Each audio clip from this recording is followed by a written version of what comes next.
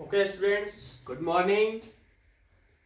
तो आज हम छोटे बच्चों के लिए मतलब कि क्लास फर्स्ट और सेकंड के बच्चों के लिए जानेंगे अपोजिट वर्ड्स के बारे में, यानी कि विपरीतार्थक शब्द के बारे में, विलोम शब्द के बारे में। क्या जानेंगे? हिंदी व्याकरण के अंतर्गत आने वाले एक महत्वपूर्ण टॉपिक के बारे में जानेंगे, ठीक है, जिसका नाम क्या है? विलोम शब्द। क्या है?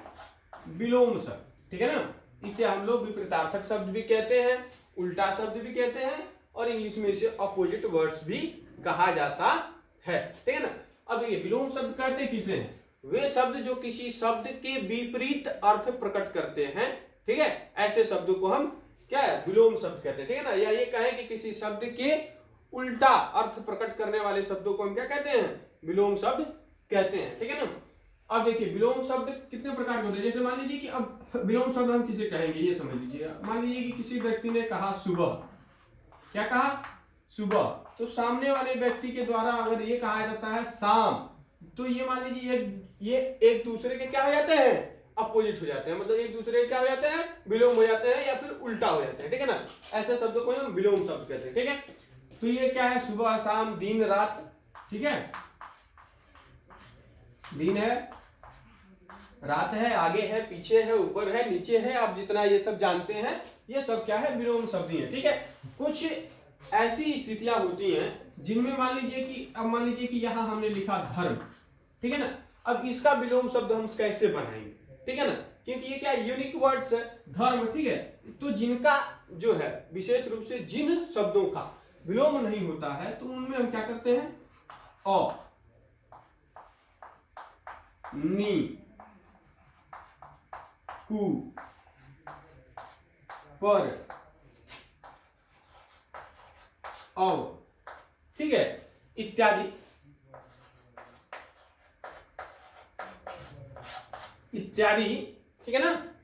जो ये आपको जो शब्द दिखाई दे रहे हैं इत्यादि, अ, नी, कु, पर, औ इत्यादि शब्दों को जोड़कर हम क्या करते हैं? उनके पहले उसका प्रयोग करके अब क्या बना लेते हैं? उसका विलोम बना लेते हैं। जैसे कि यहाँ हमने धर्म लिखा है, अगर इसके पहले अगर हम अ जोड़ देते हैं तो हमें क्या प्राप्त हो जाता है?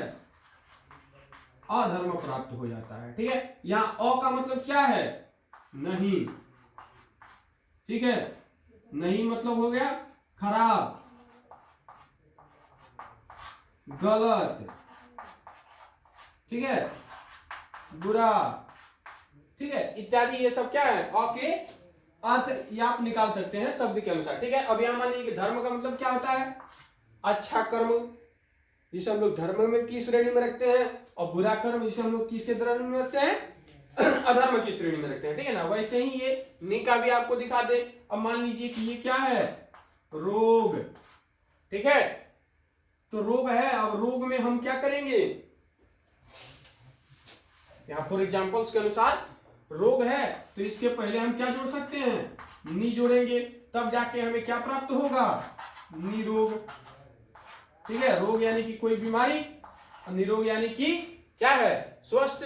जिसे कोई बीमारी नहीं होती उसे हम क्या कहते हैं? निरोग कहते हैं, और जिसे बीमारी होती है उसे हम क्या कहते हैं? रोग कहते हैं। किसी व्यक्ति को बीमारी है तो उसे हम रोगी कहेंगे, और किसी व्यक्ति को बीमारी नहीं है तो उसे हम निरोगी कहेंगे, ठीक है। तो ये तो मान लीजिए कि नी का ही प्रयोग देख लिए। अब मान लीजिए ये कु है, अब यहाँ देखिए कु, और धन, रूप। अब रूप का आप रूपी तो बनाएंगे नहीं, या रूपा तो बनाएंगे नहीं विलोम, तो हम क्या करते हैं? उसके आगे कु लगा के और फिर उसी वर्ड को क्या करते हैं? लिख देते हैं। तो ये हमारे सामने क्या मिल जाता है? कुरूप आता है, ठीक है ना। रूप यानी कि सुंदर, कुरूप यानी कि क्या है? खराब, ठीक है, बदसूरत, या जो आप कह लीजिए, ठीक है ना। बद का भी इसमें आप प्रयोग कर सकते हैं, ठीक है। अब औ का भी आपको बता देते हैं। ये मान लीजिए है गुण, क्या है? गुण। इसके पहले हम औ लगा देंगे, ठीक है। अब हमारे पास बन के आ गया क्या? अवगुण, ठीक है ना। गुण मतलब होता है अच्छा ज्ञान, ठीक है ना। और अवगुण मतलब होता है क्या है? कमी या फिर खराब ज्ञान, ठीक है ना। तो आप ये अवश्य समझिए, ठीक है ना। और भी विलोम शब्द, बहुत प्रकार के विलोम शब्द जो है वो होते हैं, ठीक है। आप सब अच्छे से विलोम शब्दों को क्या कीजिएगा? अपनी कॉपी पे एक पूरी लगभग 100 विलोम शब्दों का एक क्या कीजिएगा?